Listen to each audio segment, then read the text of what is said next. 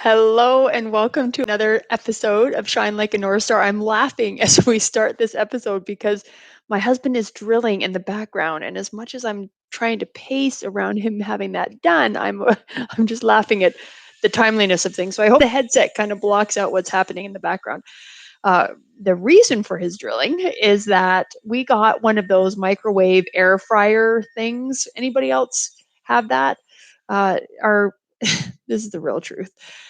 I burned a bag of popcorn in the microwave and it stunk the house up. So if you know, we've just moved to a new city, San Antonio, loving it. So it's like new to us home and this pervasive, terrible popcorn smell. I have bowls of vinegar everywhere in the house.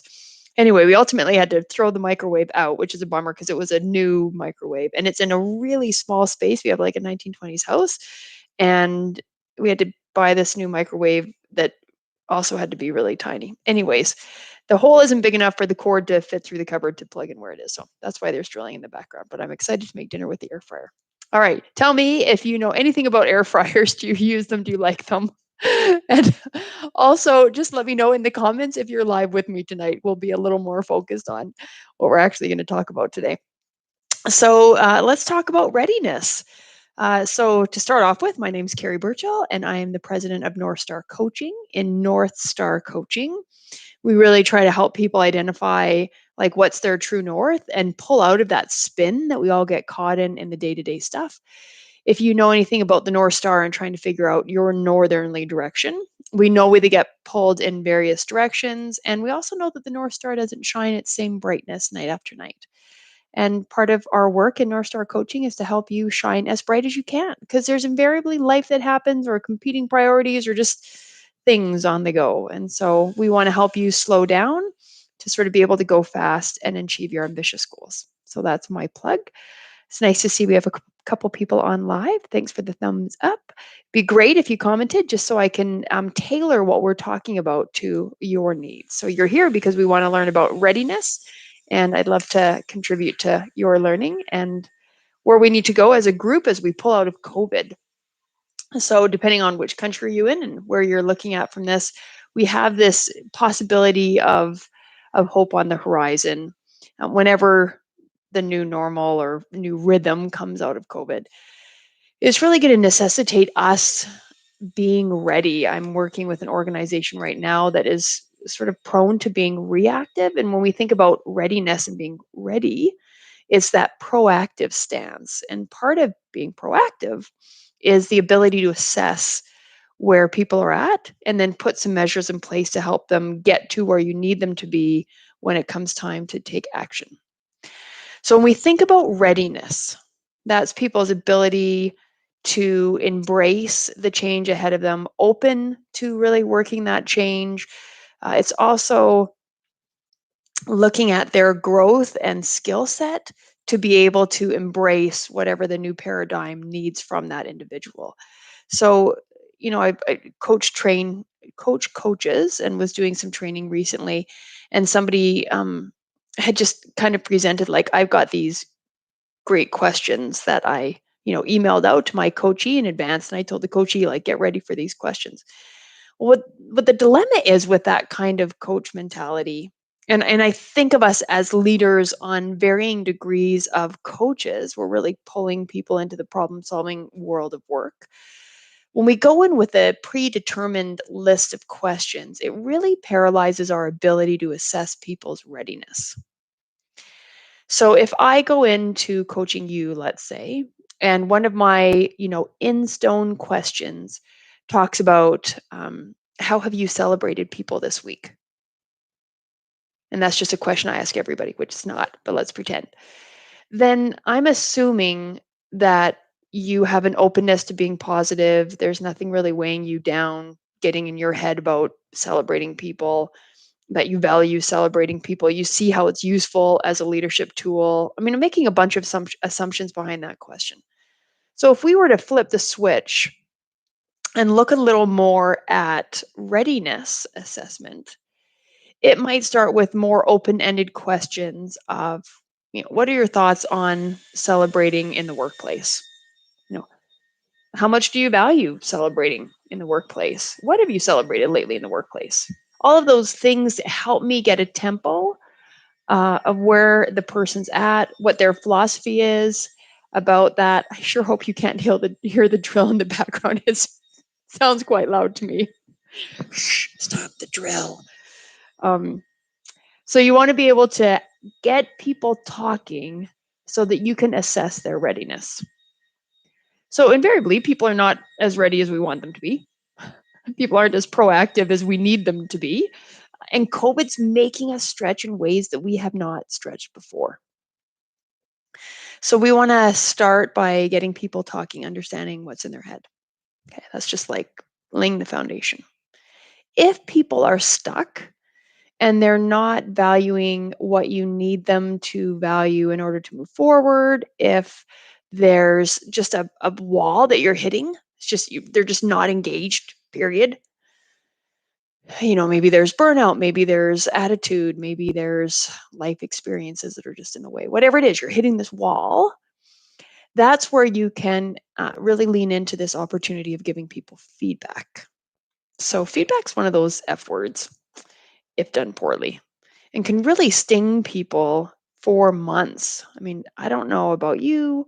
I, in my career, have definitely had feedback that has set me on my heels, like not done well, really took some work to mend the relationship with the person that gave it to me, felt really personal.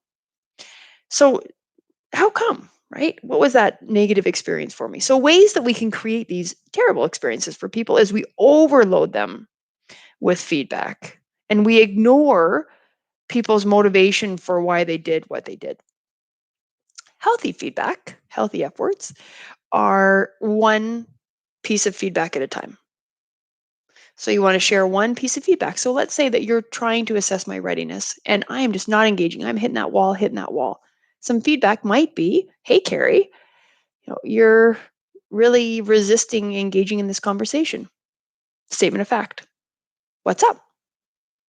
Sometimes by giving me feedback, you can create a catalyst for me to then engage in conversation. And I might say, well, my dog's sick and I'm really worried. It's, whatever you want me to do is not the priority of what's going on.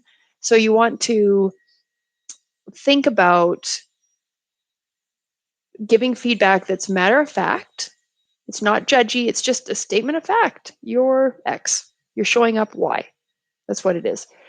Feedback blows up when you make it personal and you make some assumptions about that person. It's not common that people intrinsically want to come to work and just mess stuff up. They want to manipulate, they want to throw things off, they just want to create havoc. So when you see those behaviors, which invariably are going to trigger us, right? We're people that seem manipulative and they are trying to derail our good work. I mean, that's like a quick jump too, right? And pull back, see what their readiness is to do some of the work that you think they're manipulating. Give some feedback if they're kind of blocking you, one piece at a time, and see if that can start more of an authentic conversation where we're slowing down to go fast. Those coaching scenarios where we have like predetermined questions that we just ask everybody that assume a bunch of things are not overly helpful. So when you are assessing people's readiness, it starts and ends with conversation. So that conversation obviously comes out of dialogue. Dialogue really is helped by open-ended questions. So think about what and how as guiding words that really drive great questions. Why? I say that there's a Native American expression at home, why has a long tail? Why is just a judgy perception. If I say, why are you resisting this initiative? If I say, statement of fact, you're resisting this initiative. I see, you've missed these 3 meetings. That tells me that you're resisting the initiative. How come? The how word is just less defensive probing than the why.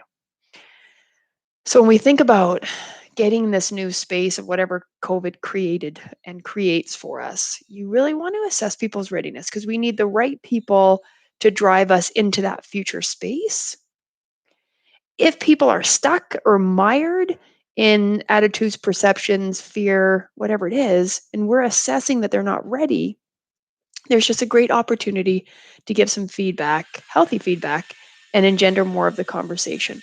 When you're entering that space of giving feedback, you really want to do it from a place of empathy. And I think of the most empathetic work we can do as leaders is put ourselves in that person's shoes, which is super hard if that person has pushed our buttons, like they're derailing our work, they don't seem as committed as we need them to be, they're not doing what we need them to be. All of those things make it very difficult for me as a leader to go, I wonder what's going on in that person's world. I don't care what's going on in their world. I want them to do it better. Engage. This needs to be done. How come we're always so reactive? Yeah. So that's where we have that great emotional intelligence as leaders and self discipline of not reacting and being empathetic. Helicoptering up to be able to see what's going on and put ourselves in that person's shoes. So asking open ended questions that lead with empathy, even when we have to give feedback, thinking about how the feedback is going to land for that person from an empathetic standpoint and really thoughtfully carving out that message one piece of feedback at a time.